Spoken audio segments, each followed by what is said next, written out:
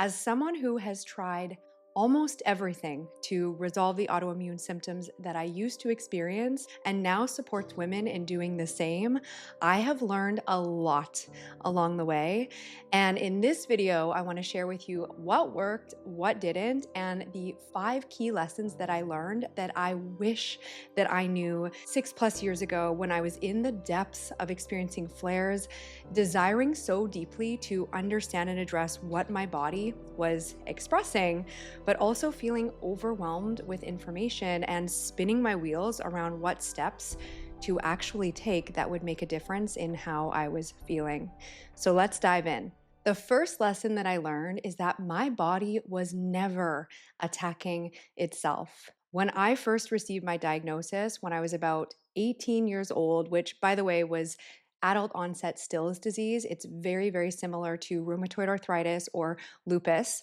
And essentially, the message that I received was that there was something wrong or faulty with my body. And it really started to erode the trust that I had with my body and even with myself.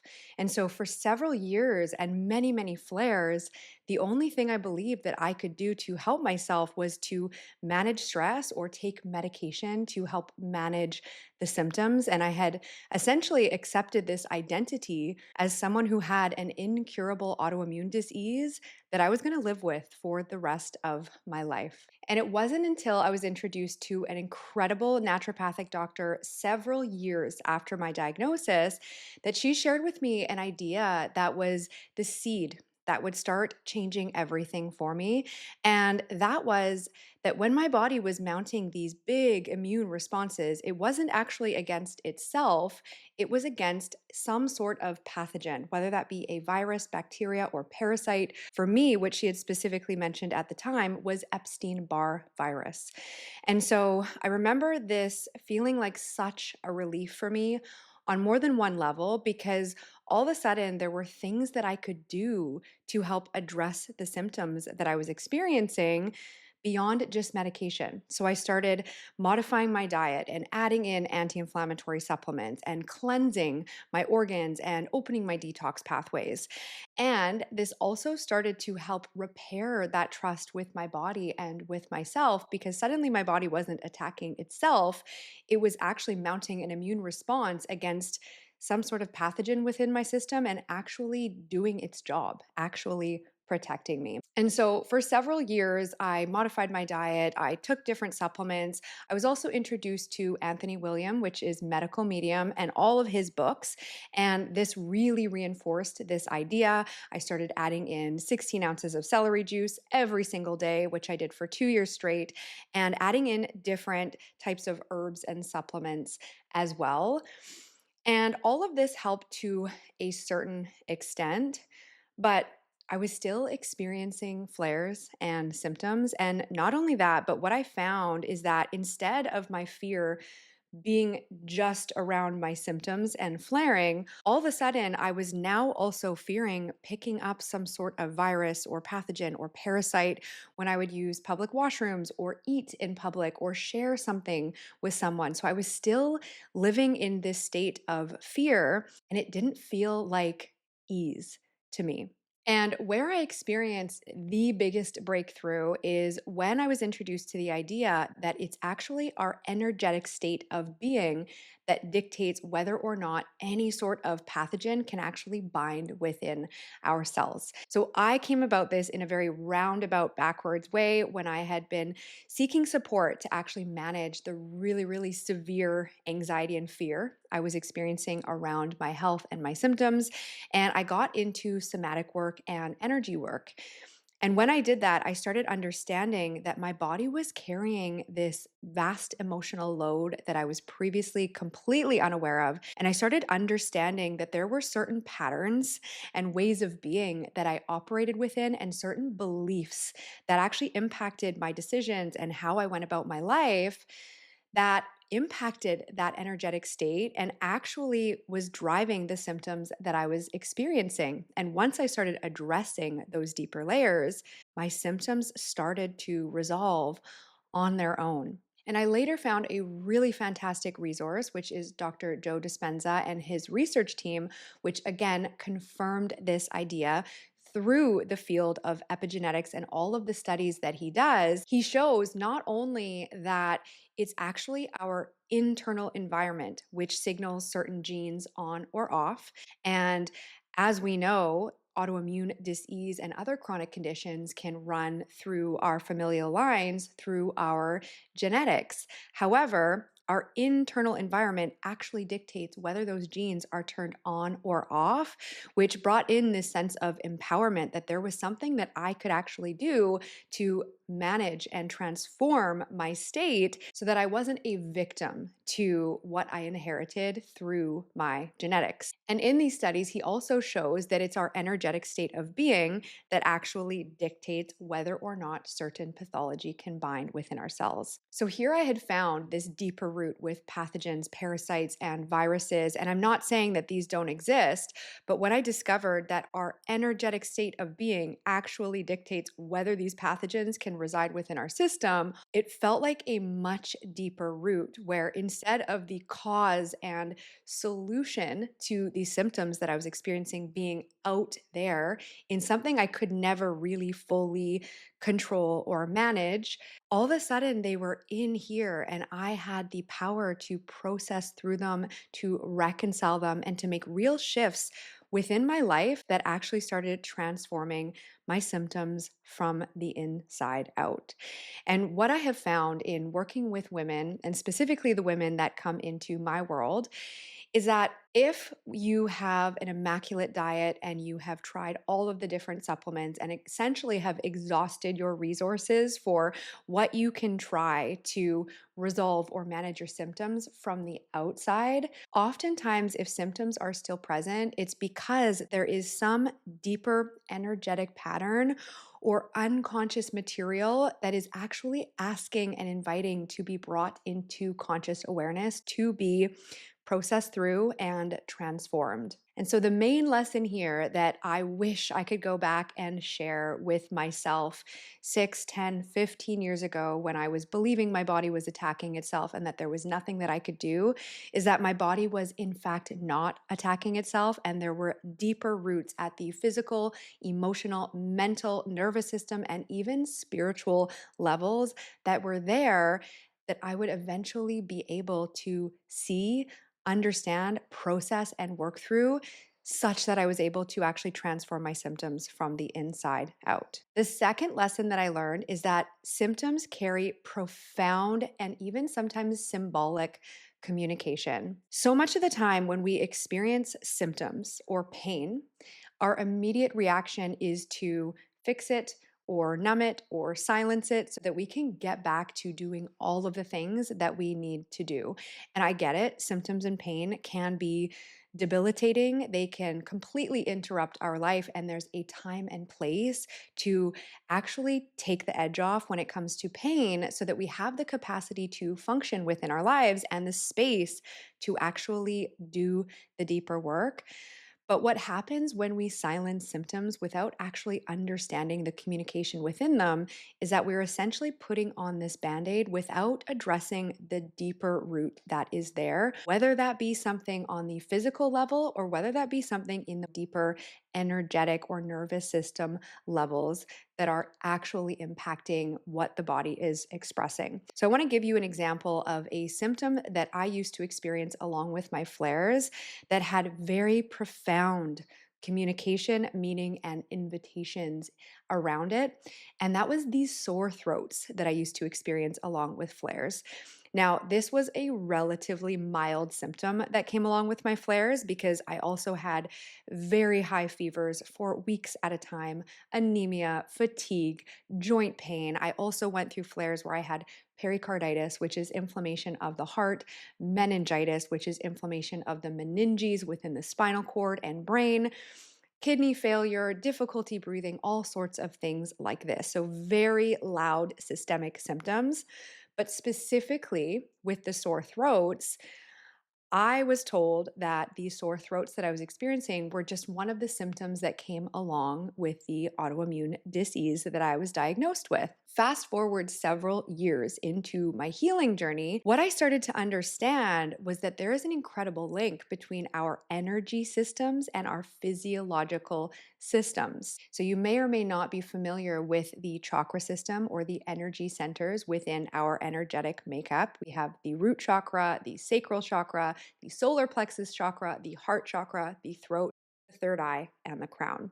And with the throat specifically, this governs our expression. So, the expression of how we feel and what we need and what we want and what we desire, and ultimately who we are, the expression of who we are within this world and within this life. And as I started to unpack the different areas of friction that were showing up within my life and actually take this into my body to get curious around those triggers, I would feel this really strong constriction in my throat or this tightness in my jaw. And through exploring this, what I started to realize is that I largely suppressed my truth and how I really felt and what I needed without having previously known this. And once I started to process the underlying emotional energy beneath why I would suppress my truth and this protection against rejection from others or being judged from others, and this belief that I had to hold everything in and together to essentially earn love, all of a sudden the sore throats went away without me having changed anything else within my life.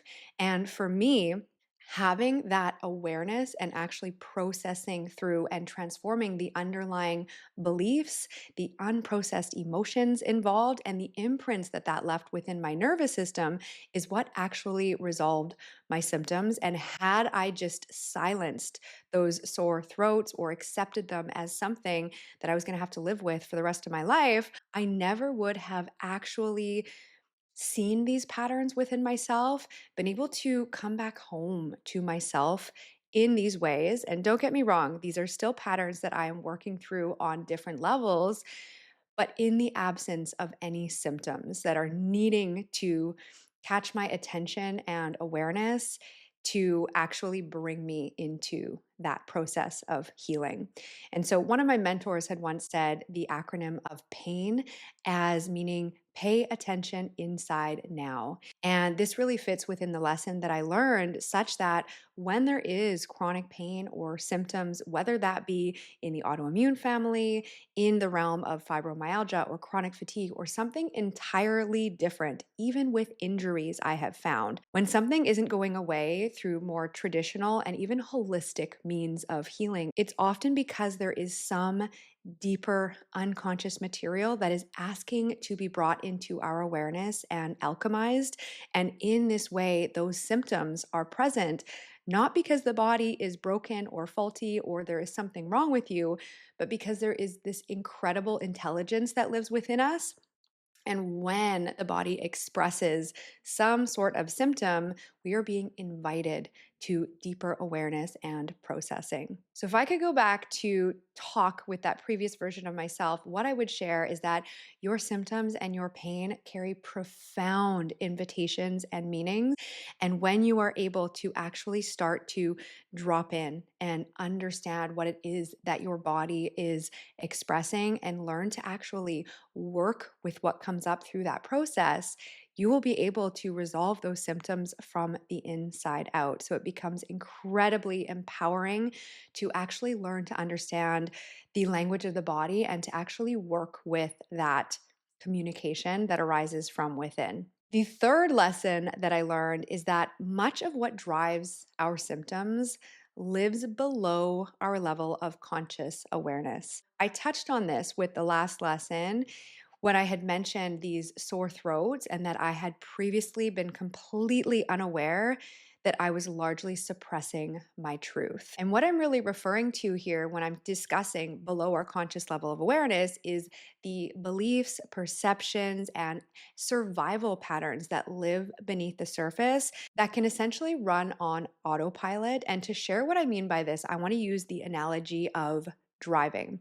So, when we are learning how to drive, we are largely processing everything that we are doing with our conscious mind. So we are actually turning the turn signal on, shoulder checking, changing lanes, and we are really having to think about and process what we're doing because it's new. And so when we are learning something new and it is occupying our conscious mind, this is why it's very difficult to have a conversation with somebody else or listen to a podcast while driving and actually be able to take in what that podcast was actually about.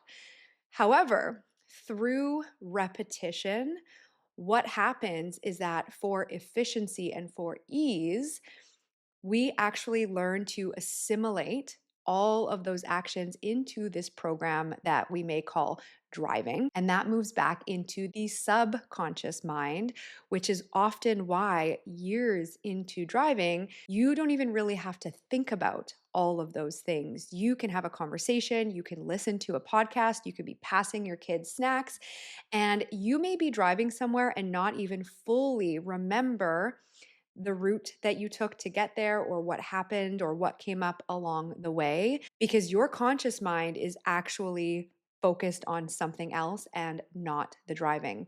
And this is largely what I mean by these beliefs and perceptions and patterns that live beneath the surface. So much of the time, they are formed way earlier in our childhood, usually between the age of 0 to 7, when we are primarily in a theta brainwave state. And we are essentially a sponge and learning how life works, how relationships work, what we need to do in order to get our needs met and earn a sense of connection or belonging or love. And the fascinating thing about this is that our conscious mind only forms about 5% of our mind, whereas our subconscious mind is more like 95% of our mind. And our subconscious mind is also linked to our nervous system, which is linked to the functioning of our immune system, our digestive system, and most other systems within the body.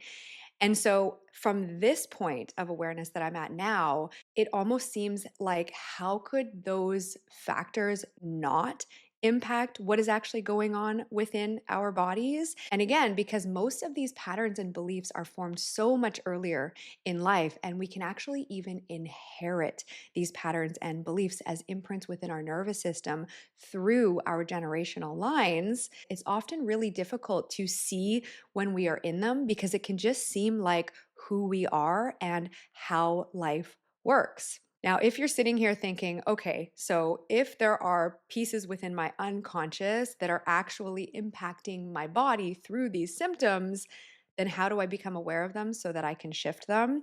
And what I have found is that there is a direct link between what actually takes us out of ease within our lives and what is actually taking us out of ease within our bodies. What I mean by this is when there are friction points within our relationships, within our work, within our parenting, so something that is actually bothering us or triggering us, oftentimes when we pause long enough to actually process what is present and consider what actually emerges in terms of the sensations within our bodies when we look inwards around these triggers. Oftentimes, when we allow that emotional energy to actually flow through us, there is information in that, and we often become aware of what those deeper beliefs or fears or patterns may actually be. And so for me, it has become my greatest priority that when there is something that is actually taking me out of ease within my life or something that is triggering me, instead of blaming it on the other person or going ahead with my life feeling like I have more important things to do, I actually turn inwards and consider where that reaction actually lives within me and within my body. And through doing this process, we are essentially microdosing or titrating through processing the underlying energy beneath these patterns and beneath these symptoms so that we can start to make shifts from the inside out in a way that is actually sustainable and manageable from a nervous system perspective. And for someone listening to this, you could find this incredibly empowering to be listening and thinking, wow, there are deeper energetic layers that may be present beneath my symptoms. And all of a sudden, I have the power to actually understand and address those. And that might provide hope and a sense of empowerment. Or someone might receive this information with a level of resistance because it can be very difficult to see these patterns within ourselves, or someone might feel like it's their fault or completely overwhelmed by that information. And what I really want to point out here is none of these patterns are your fault, are my fault, are anyone's fault. Oftentimes, they come about in very human ways, in the ways that we actually process our life experiences into meaning, into belief, and into stories. And a lot of these patterns we actually inherit and pass down through our generational lines. And so it's not about blaming ourselves or others. Really, the main point in all of this is that we then have that sense of power to start to understand, see, and address the patterns that live within us so that we can create more ease within our lives and within our bodies. So, what I would share with that version of myself in the past who is desiring to address my symptoms but unsure as to how is that there are deeper patterns present beneath the symptoms that you are experiencing, and you don't need to figure it out all at once. These symptoms that are present within your life, relationally, and through motherhood and with your work will be direct pathways into actually healing the symptoms that exist within your body. And actually, on that note, I just want to add that as a mother, it can be somewhat overwhelming to feel like you need to prioritize processing through all of these layers while you are also raising your children. And for a long time, I felt like I needed to create space away from my children so that I could heal. And of course, we don't want to emotionally dump on our children. And there are times and spaces where we are processing something much deeper that we need some space to be able to do. However, what I found is that my children were actually a direct pathway into my healing, because when there were emotional reactions that came up with or through my children, whether that be overwhelm or just this visceral reaction that I might have in response to their expression of emotions or something that they did, oftentimes that was reflective of something deeper within me that I had repressed or denied or disowned that was actually asking to be processed through and reintegrated. And so, what I found is that I was able to actually be present with the sensations that emerged within my body at the same time as I would be parenting my children. And so not only was I able to process through my own layers, but I was also able to model healthy ways to process emotion and support myself through that in the process. The fourth lesson that I learned is that my nervous system state was heavily connected to the symptoms I was experiencing. In the past, if I look back, I was aware of what fight or flight meant, but I didn't fully understand how to identify myself when I was in those states. And I also didn't realize that there were other states, such as fawn or freeze, that were impacting me as well. So, the fight state, most of us are familiar with, and this can look like physical fighting, emotional fighting. It can look like blaming, defending, and even fighting what is presenting within our reality. So, certain levels of denial. With the flight state, this often looks like either physically leaving the situation and even emotionally leaving the situation. So, this can look like actually running from our emotions through avoidance, through distraction, through staying really busy. It can also look like doing a lot and this state of hypervigilance or urgency that can feel like there is so much to do and so much to not only stay on top of, but to stay ahead of, so that you can create this sense of safety and security. And what I didn't realize is that I was often operating in that flight state, in that state of urgency and doing so much to the point that I often didn't know how to rest or be still with myself. And what I didn't realize is that was largely because I often didn't feel safe. Because remember, these nervous system states are responses to threat or overwhelm. So when we are in a constant state of threat or overwhelm, this is when we are kicked into these states as a way to actually protect ourselves. And so I actually want to go deeper into this topic using this glass as an analogy here, because there are a couple other states that I want to share with you that are deeply related to many autoimmune symptoms. And I'll share that with you in a moment. But for now, consider this glass, the actual container, as being the container of our nervous system. So, the capacity that we have available at any given point of time. And this may be a little bit of an oversimplification, but consider this water as being the emotional energy actually present for us at any given point of time based in what it is that we are experiencing. So, this might be our level of stress, the level of intensity of what it is that we are moving through.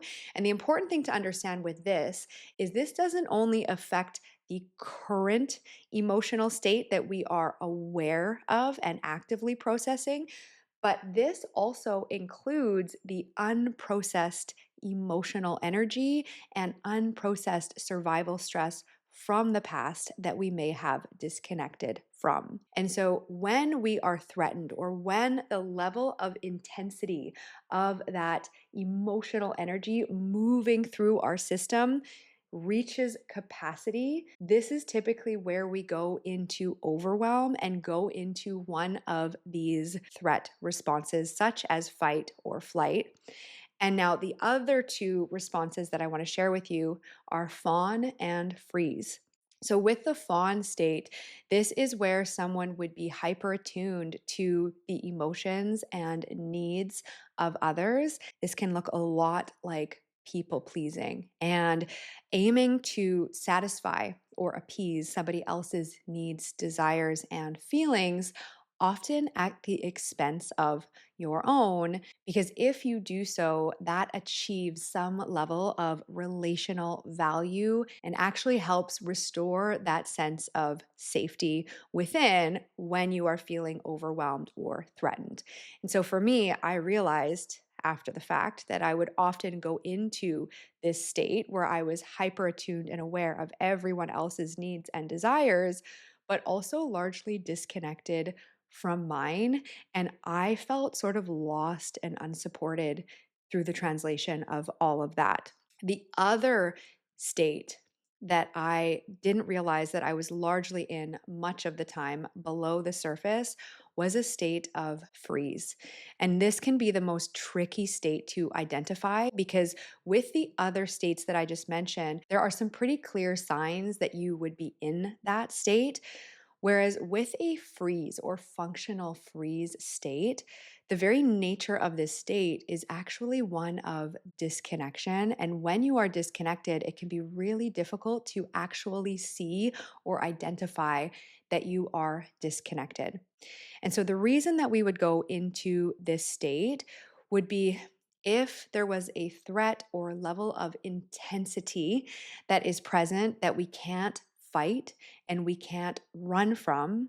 Often we have no other choice to endure what is present and actually protect ourselves than to freeze, which is essentially to dissociate. So, the way I perceive this is that a portion of our consciousness or awareness actually fragments off. And along with that, oftentimes the pain of what is actually going on fragments off along with that. But the important thing to understand here is that pain, that intensity, that stress doesn't actually just disappear. That actually lives within our nervous system and within our cells, tissues, and organs until we actually develop the capacity and take the space to process through it. And so when I mentioned that water in the glass includes both current emotion and stress that we are processing, as well as past unprocessed emotional energy or charged survival energy. That's what I mean by that. That exists within our system and it can take up a lot of space. So, for me, I often felt chronically stressed and overwhelmed, even though I was somewhat disconnected from that a lot of the time and was just managing and pushing through. And what I didn't realize is that my container was so full of all of that unprocessed energy that anything that came into my experience, I had very little space for. Now, with a functional freeze state, it often looks functional, but the key thing to understand here is that there is often a varying degree of disconnection from your body, from how it is that you really feel, from what it is that you need, as well as from your true capacity. So, that level of disconnect can range from something that is mild to something that is more severe, such as just numbness or shutdown. And what I found to be the key here is to actually work on restoring a sense of safety within by actually processing through that charged, unprocessed energy that is existing there beneath the surface. So every time you actually create the space to be with the sensations and emotions that are present in the now moment, what happens is that we actually start to process through that charge that we are holding. And this does two things. First, it gives extra spaciousness within our system to be with what is actually coming up within our life without going into a state of overwhelm or distress, which is often associated with these symptoms. And that the other thing that happens is that we are able to actually build our container and capacity within our nervous system to expand our capacity such that we have more spaciousness so that we can continue creating real change within our lives, take different actions as we start to transform these patterns, and also create more of a baseline and dynamic range within our system so that we can come back to a state of regulation and safety much more quickly. And this is really important because when we are in these varying states of stress and survival, whether that be fight, flight, fawn, or freeze, we are not in a state of rest, digest, and repair. And this can make it really, really hard on our system, as well as on our organs, our immune system, our digestive system, because instead of actually repairing our cells and doing routine maintenance within our body, we are essentially focused on survival and protection from threat. So, when I realized this, it was really profound, not only to build awareness around what state I was actually in from a nervous system perspective, but how that was actually impacting the functioning of my immune system, digestive system, and basically every other system within my body on top of how I felt within my daily life. Because as I have seen, ease is a state of being, and so is dis-ease. So when we are chronically in that state of threat or overwhelm or stress, that is not a state of ease. And again, when we go back to that energetic state of being the root of whether or not certain pathogens can actually bind within our cells, it becomes really, really important to continue understanding and addressing what it is that is actually taking us out of ease within our lives. And the last thing I'll mention on this topic is that really stress is subjective. So, when I started my journey of actually understanding how all of this worked and understanding how much stress was linked to my flares, I started trying to manage that stress based on what was causing me stress externally. So whether that be a relationship or a job or whatever was presenting within my experience. And at that time, I didn't realize that it was actually my beliefs and perceptions that were actually at the root of what created stress within my life and system or not. Not only that, but when we are managing stress and purely seeing everything as being external to us, it becomes really difficult to develop an internally sourced sense of safety where I'm okay even if versus I'm okay only if this isn't here, only if I get out of this job. Because oftentimes those perceptions continue to live within us until we take the journey of actually starting to understand and delayer them, which actually shapes our experience of stress from the inside out. And finally, the fifth lesson that I learned is that healing really is possible. We started this video looking at the belief that our bodies are attacking and betraying ourselves, and this belief that there's nothing that we can do to actually heal. And what I have found through my journey is that there is so much healing possible, whether that be on a physical level. There are so many channels that actually go into diets and supplements for autoimmune conditions, or whether that be on the deeper energetic and nervous system layers, which is exactly the layers that I support women in learning how to understand, discern, and work with on a deeper level. So, as I have gone about my healing journey, here I thought I was going on this journey to actually heal these symptoms that were existing within my body without knowing that the symptoms were really just the invitation into a healing journey back home to myself and the truth of really who and what I am beyond condition. And when I say beyond condition, I mean, of course, beyond the health condition, but I also mean beyond all the conditions that I had inherited and taken in throughout my life that essentially dictated who I thought I should be and who I needed to be in order to earn a sense of love, belonging, worth, and safety outside of me. So it became this beautiful journey home that was incredibly meaningful, to the point where if I had the option to go back and erase all of the pain and symptoms that I had experienced in the past, I wouldn't trade it for the world, because those symptoms were the catalyst that actually brought me to this point back home to me. And I find it fascinating that the root of the word autoimmune is autos, which is a Latin word that actually means self. And of course, you can think about this as well, of course, it means self, it's attacking the self. But what I have realized, both within my journey as well as in supporting other women along theirs, is that the healing process becomes this beautiful journey back to the self, back to actually having a self, being able to prioritize and feel yourself in addition to all the obligations and demands and responsibilities that exist within our lives as women and mothers.